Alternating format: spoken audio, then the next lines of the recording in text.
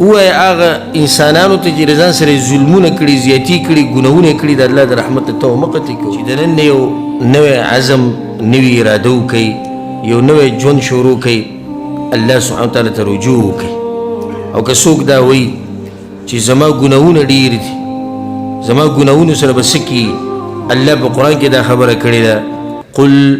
ووایه پیغمبر دې خلکو ته يا عبادي الذين أسرفوا على أنفسهم لا تقنطوا من رحمة الله وای هغه انسانانو ته چې رضان سره ظلمونه کړي زیاتی کړي ګناهونه کړي د الله د رحمت ته مقتی کوي إن الله يغفر الذنوب جميعا یقینا الله به تر ټول ګناهونه وبخښي نن یو نوی ژوند شروع کړي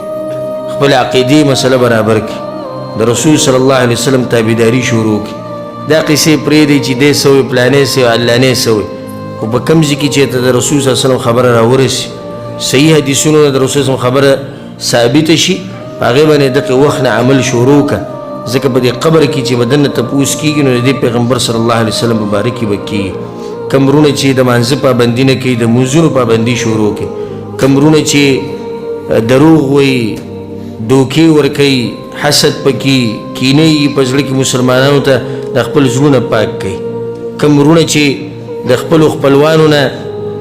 د هغوی نه لرې دي د هغوی سره تعلقات نه ساتي د هغوی سره دعا سلام نه کوي د هغوی سره مرستې نه کوي د نن نه واپس شي د دې خپل کار نه توبه وباسي غټه ګناه ده کوم ملګري چې مور پلار ته خپوي د مور پلار راضي کوي څوک چې ظلم زیاتی کوي د نن ظلم زیاتی پرېږدي او څوک چې دې قسمه مجالسو کې شرکت نه کوي د نن نه شروع کوي دا مکتب دی الله سبحانه وتعالی دا مکتب آباد لري همیشه لپاره په دې کې دا درسونه کېږي بیانونه کېږي راځئ وله